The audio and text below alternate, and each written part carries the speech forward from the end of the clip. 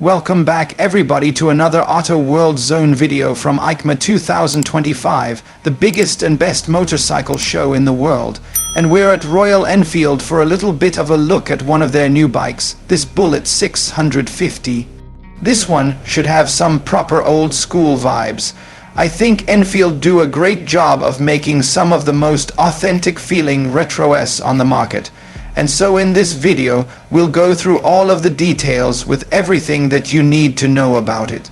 Now, this won't be the quickest bike you'll ever ride, but that's not really the name of the game with a lot of these 650s with an air-cooled parallel twin, 648 cc's that makes around 47 horsepower peak, and it's pretty much the same tune in every single 650 Enfield bike. So, they use this engine in the Bear 650 Scrambler, the Interceptor Allrounder, the Continental GT Cafe Racer, the Shotgun Cruiser, the Super Meteor Cruiser as well. I'm probably missing some, aren't I? There's absolutely loads of them now, but it is a very pleasant, soulful engine with a great sound to it, and it does have the right amount of retro charm, I think, for a bike that looks as good as this. 50 Nm of peak torque as well, so it does have enough grunt to give you a bit of forward shove. But realistically, don't expect this bike to give you hair-raising levels of G-force. This one's all about that gentle, soulful cruising. And if you come at it from that angle, it can be very enjoyable. Now, before we get on to the chassis, the ergonomics, the cockpit here as well, which is beautiful, I just want to say a quick thanks to Kalamoto for supporting the channel and making all of our IKEMA coverage possible. Kalamoto is a dedicated motorcycle-specific navigation app. They've got their own algorithm which identifies twisty roads.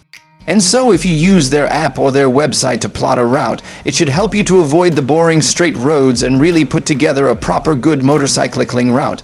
Now, we've got 25-year memberships to give away here at IKEMA. So if you find me at the show, come and say hello and I'll try and make sure we've got some left to give you one. But also for everyone watching back home, there's a 10% discount code down in the description. So, do have a look at that if this sounds like your sort of thing, which I'd thoroughly recommend. Now on to the chassis, and this bike looks pretty similar in the way it's set up to something like the classic 650, which is a similarish looking bike that was already in the lineup. It's a steel frame, a 43 mm right way up fork with these covers around it as well for that old school look. There's 120 mm of travel up front, I believe. Twin shocks at the rear that are preload adjustable, of course, and they have a bit less travel at 90 mm. So I'm not sure how that will impact comfort out on the road, but yeah, it's a very basic suspension setup that really is just built for comfort and, like I say, made to enjoy a gentle, steady ride. It's a little bit of like a long and low chassis, and so, while the front brake isn't particularly sporty, let's say with a 2-pot caliper, a single 320 mm disc, I believe, well, you've actually got a relatively big 300 mm disc at the rear. And so, it is almost a bit of a cruiser-style bike to ride.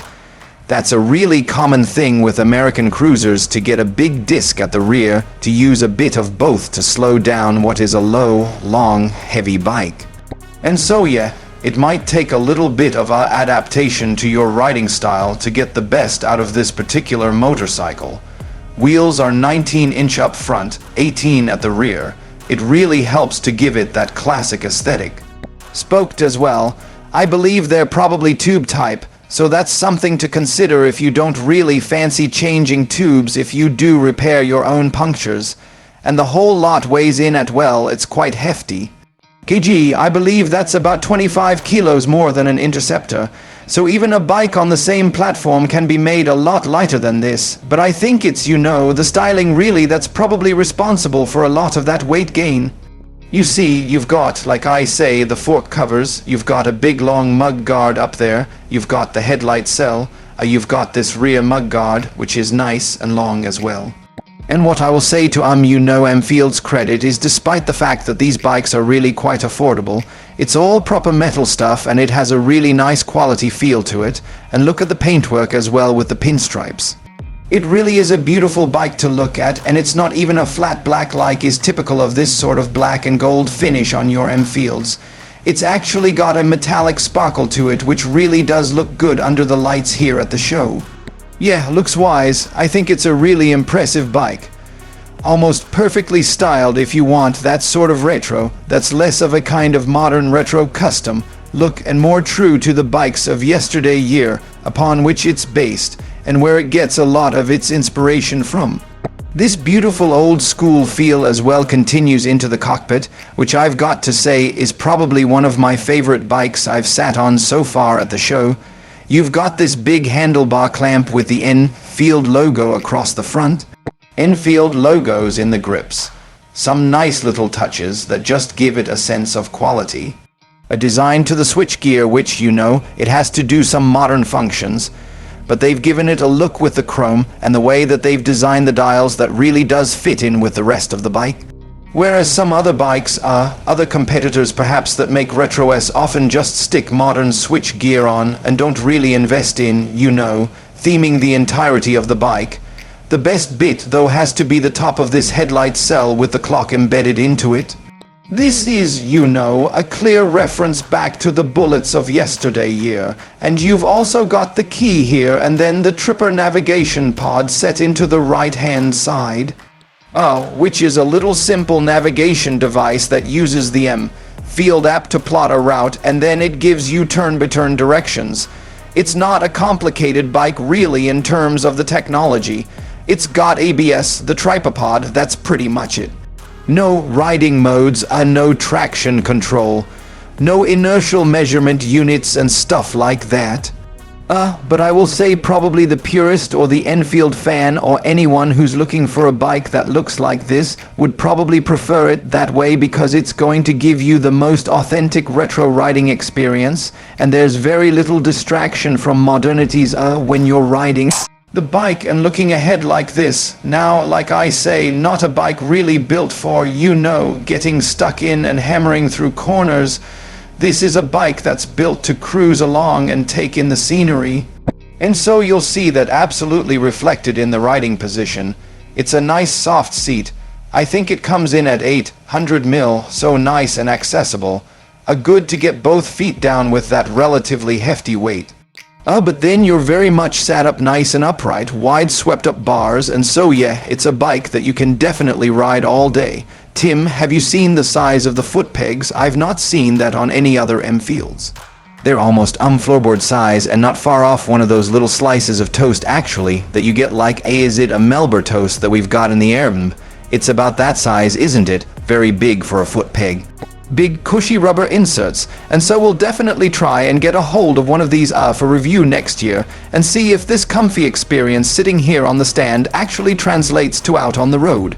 So on to the price. So I've already alluded to the fact that Enfield almost always offer great value for money and this bike is no different at $749. Now for what you're getting, the build quality of it, you know, the way it feels, the way it looks, how special it looks right there on the stand. I think that's proper good value for money, and it's right in line with the rest of the 650 bikes, which also I think a decent value. I believe there's a blue bike over there as well, which is going to be available in India. I'm not sure on the price difference for that. But unfortunately, it's only this one available in the UK. We only get the one to choose from. Perhaps they're not expecting to sell quite as many, but yeah, you'll have to make do with this particular colorway. Although, like I say, when it sparkles under the lights, it does look quite good. So, it's probably pretty good outside under the sun as well. So yeah, let me know what you think of this one down in the comments below. So, is it one to go for out of the 650 lineup? Or would you prefer a slightly plainer looking bike like the Interceptor with that 20-odd kilo weight saving? We'll put our playlist on the screen as well so you can see all the other bikes that we filmed here at the show. Do hit subscribe if you want to see those videos as soon as they go up. A massive thanks for watching this one, and we'll see you in the next